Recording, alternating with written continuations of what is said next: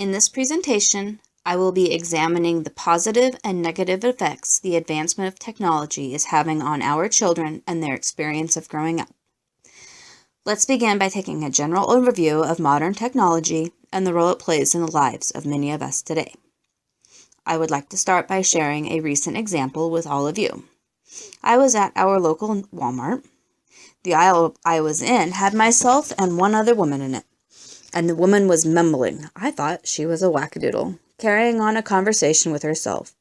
However, I realized rather quickly that she was using the Bluetooth on her phone.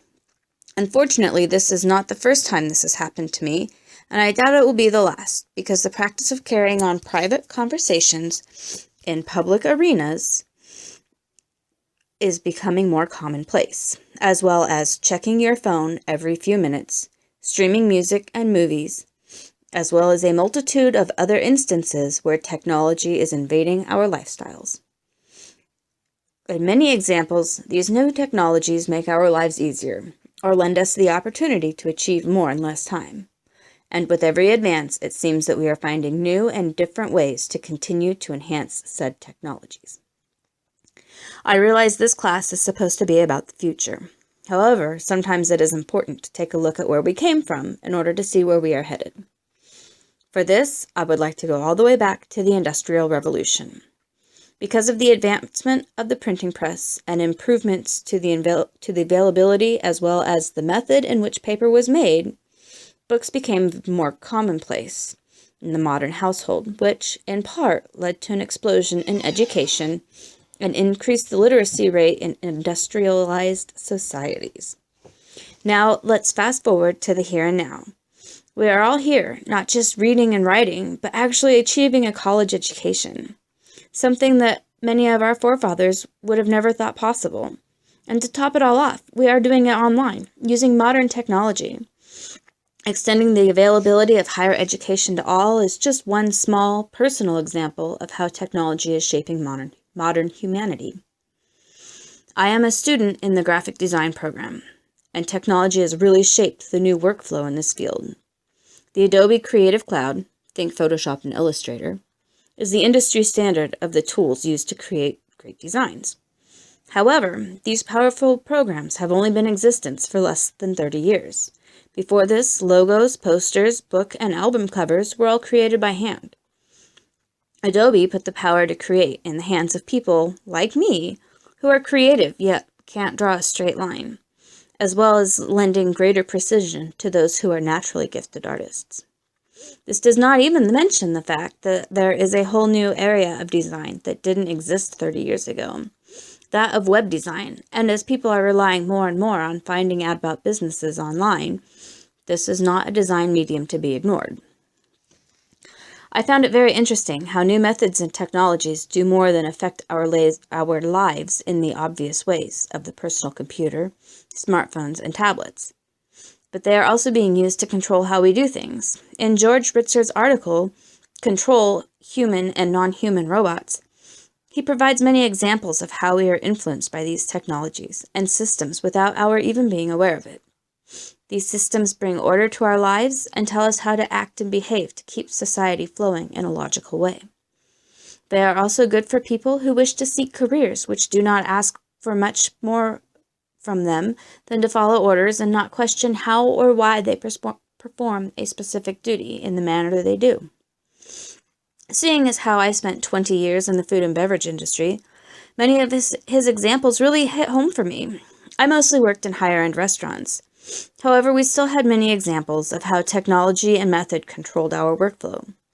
It is truly an environment created by lists and methods to make the work easier and more efficient while keeping your guests happy.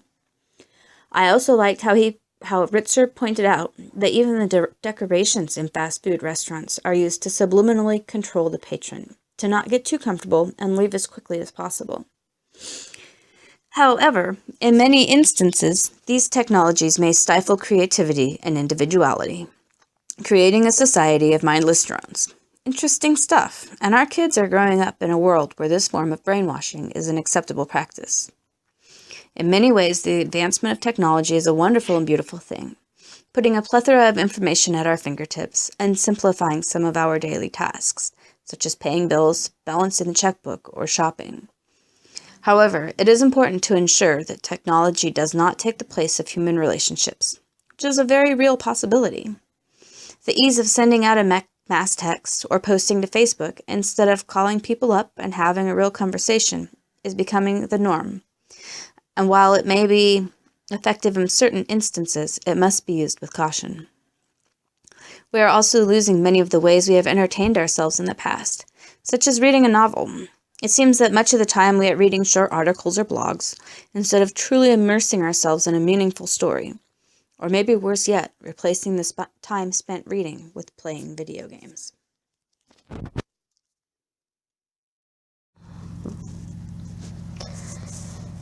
As we all know, there has been a huge boom in technology during recent history, and it is reaching into every aspect of our lives. We are all adults who know how to adapt to this invasion, but I believe it is important to recognize the influence technological advances are having on our children, who may not be equipped to handle the world at the pace that is being thrown at them. This particular issue has been evolving for a very long time, and because there has been a steady stream of events which has led us to this particular juncture in time, I find it nearly impossible to pinpoint the exact origin of this issue. Was it the invention of the internet? Could Nintendo be to blame? Is it the black and white television of the 50s? Maybe it was radio. But like it or not, this is our modern life. Childhood is supposed to be a time of wonder, to explore who you are and discover the world around you at a reasonable pace. I would like to take a look at how technology is shaping this experience for our young ones, from the ease of gaining information and education, to how they are entertaining themselves, and finally the difficulties parents and caregivers have with monitoring and controlling just what their children are being exposed to. As I stated in the introduction, technology is doing more than just influencing our daily lives, but it is also controlling how we perform in society. This particular line of thought impacts everyone, so of course it also affects our children. However, by nature, children are innocent and naive, which makes them more susceptible to this influence. Let's use the school system as an example. While I personally cannot imagine having to be responsible for that many children at one time, and I am certain that there needs to be a lot of discipline and structure to keep up an effective learning environment, every activity that occurs during a school day is based on a bell system. The bell rings. It is time for lunch. The bell rings. It is time for science. The bell rings at random. Is it a fire drill or a school assembly?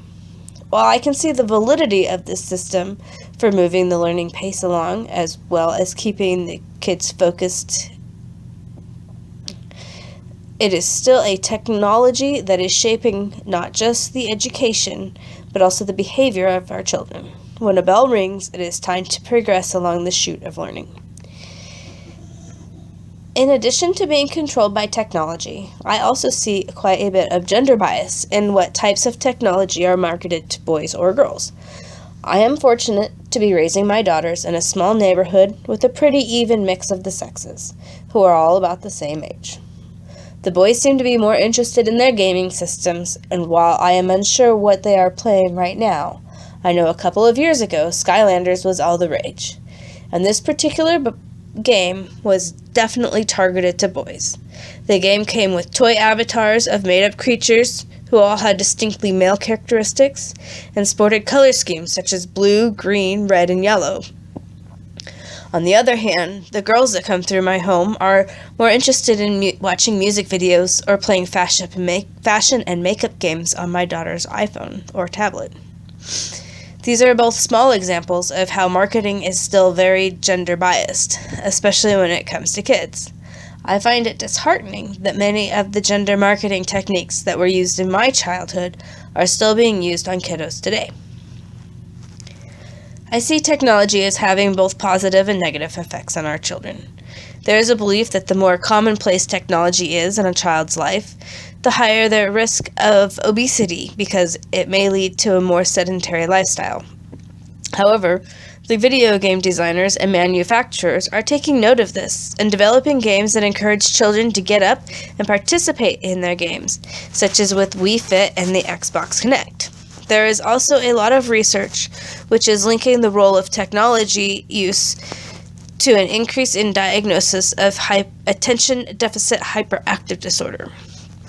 Even if your child does not have ADHD, Jim Taylor, in his article, How Technology is Changing the Way Children Think and Focus, states that neglecting to expose children to entertainment beyond the screen will still affect their attention span and the way they process their surroundings. However, this is not to say that technology doesn't have its place in the childhood experience.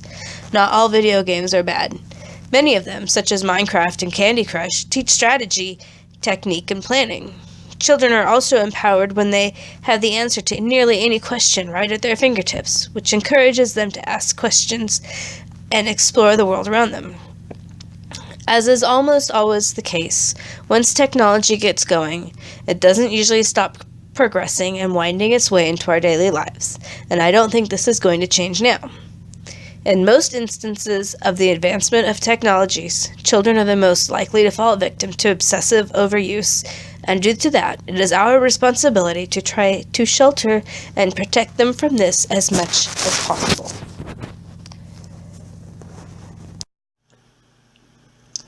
As anyone who has spent much time around children will tell you, they are not the best at watching out for themselves and caring about the long-term effects of their choices. Therefore, I believe it is going to be up to the guardians and mentors of children to protect them from indulging in too much technology, as well as giving them the tools to make responsible decisions in the future. A key point in achieving this will be to set guidelines and to educate both parents and children on the effects of relying on technology for entertainment. Many of us have been aware of this impending threat to our children's well-being for quite some time, and as such, there have been some controls put in place to protect our children. Some adult-centered websites, such as those for microbreweries, ask for your age before allowing you to enter. But in my opinion, this is not an effective safeguard for deflecting children from viewing such sites. There are also parental locks that can be put on many sites, such as YouTube, as well as apps that have locking mechanisms, which a parental code must be entered to open certain apps or download new games. I believe a couple of the most effective techniques for limiting screen time for kids are either a good old-fashioned timer or providing alternative forms of entertainment, such as riding a bike or implementing a family game night. In my experience, literature and other methods to reach masses of people have always been one of the most effective ways to educate the public on any topic. This may come in the form of brochures, pamphlets, public service announcements, or even a website to inform people on the dangers too much technology can pose on our young people. This material should include a suggested age-based screen usage limit, suggested alternatives to time spent using technology, as well as the adverse effects too much screen time can have on our youth. I have noticed that sometimes an issue can be so overtly provocative that people tend to become adverse to hearing the message, such as in-your-face commercials on the abuse of animals, which is why I believe this material should be delivered in an informative yet subdued way. My personal mantra has always been, the more you know, the more you grow, which is why I think an educational campaign would be the most effective solution to this problem.